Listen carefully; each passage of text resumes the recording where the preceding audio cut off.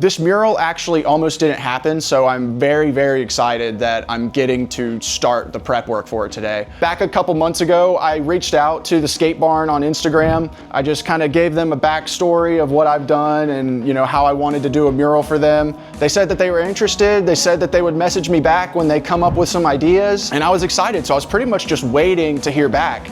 And then one day, on their Instagram, they just posted that they'll be closing their doors, effective immediately, basically. It blindsided a lot of people. I was seeing articles in the news, I was seeing posts about it, but there's a guy that swooped in, bought the park, saved it. It's still up, they just had their reopening. So when I saw that the skate park was gonna, survive and still be around, I reached back out again and I was like, hey, offer still stands. I would love to get some art in your space. I went out, I met up with them, I've seen the wall, and I'm gonna hit the road. I'm about to go head to the skate barn to get the walls sanded and primed. It's like I'm playing Scott Chestnut's Pro Painter.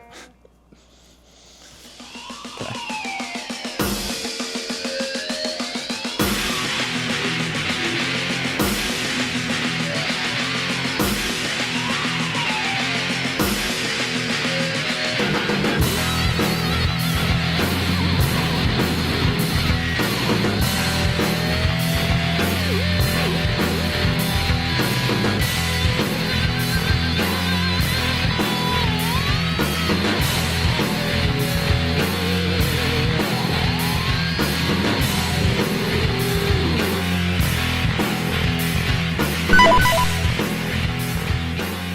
My name is Taylor Moretti, and I'm a Hampstead local, old skate rat, and recently bought the skate barn. I heard the same news about the skate barn that everybody did on Instagram. It was Valentine's Day, and I feel really sad for my wife because we found out on Valentine's Day, and I was super bummed. And it just so happened that I had been in contact with the secondary owner, which was Wes, a couple months beforehand, trying to do some, pitch some camps and classes and things that could hopefully kind of keep the doors open.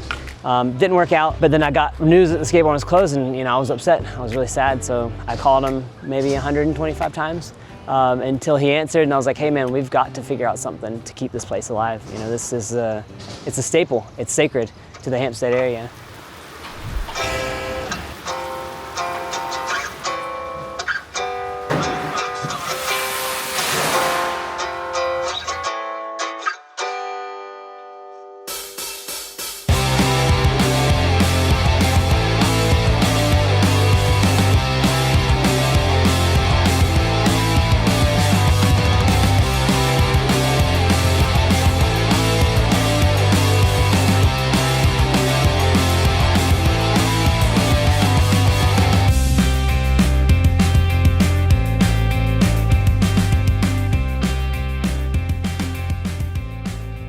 I have not used a projector at all on this mural. I've just used a doodle grid, pencil, and then went for the spray paint to kind of color block everything in. One good thing about this mural that's made it way easier on me is that there is mostly grass, fur, and feathers. There's a lot of wiggle room as far as, what looks right and what you can get away with. With architecture and people, your eyes will kind of, be able to tell if things are off, like your eyes won't read it as well. I won't lie, the weather here the last few days has not been very sexy. It's been raining a lot, which makes the interior of the barn very loud, which is not good for audio and video recording, but it is very good for painting and peace of mind. The last few days, I've just been showing up kind of whenever and painting till kind of whenever. I've been trying to go around, people showing up to the park and stuff. Ultimately, I want to make sure they have room to skate, especially if it's raining. I'm gonna go get some energy drinks and head to the park and get started.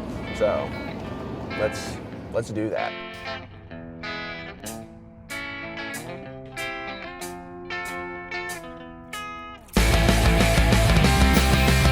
I just want to do correctly over it.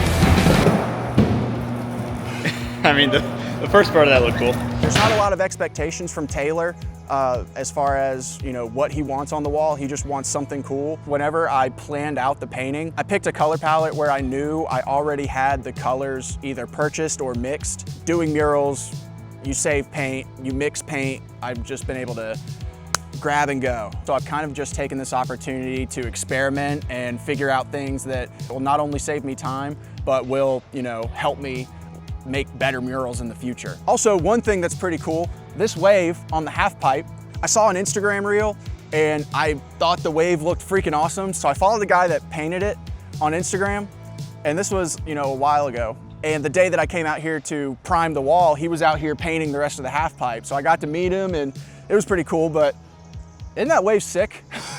This isn't gonna look cool. I mean, you landed on the other side of it.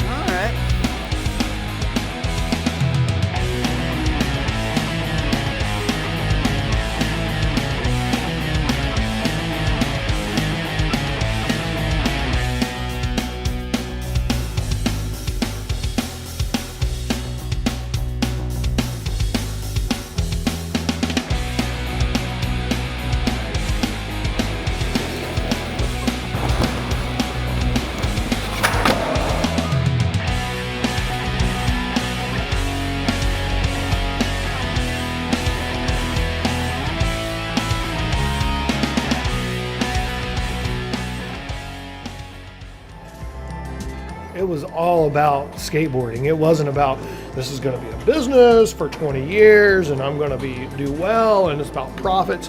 It was all about skateboarding. The organic nature of the skate barn is probably the best thing about the skate barn.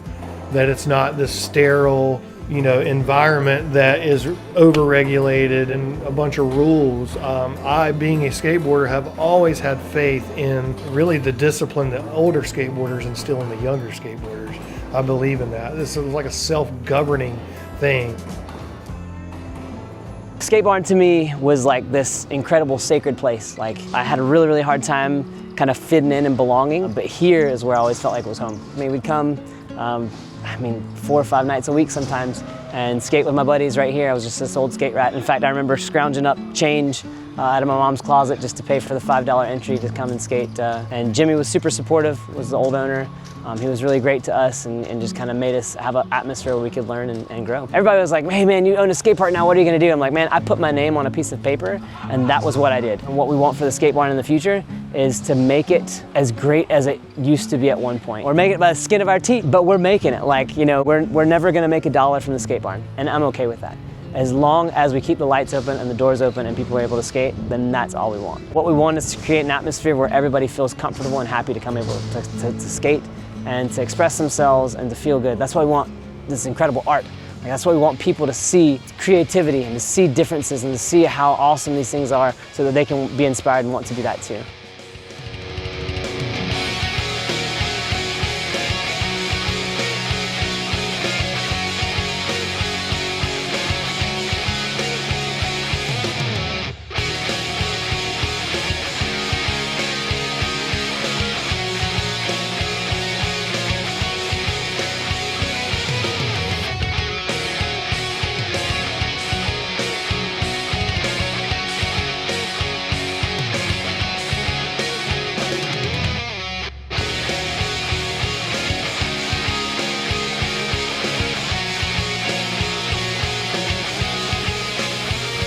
So the mural at the skate barn is done. I finished it in about 4 or 5 days. This one was special because when I was younger, skateboarding was one of the first things that I really, really loved. And you know, as you grow up, you explore other things, but skateboarding did give me like a special feeling, and it's like, I didn't get that feeling again until I started painting. So having a mural in this skate park, especially since it almost didn't happen. Everyone gets the same notice, gets the same notification, like saying that the doors are shutting.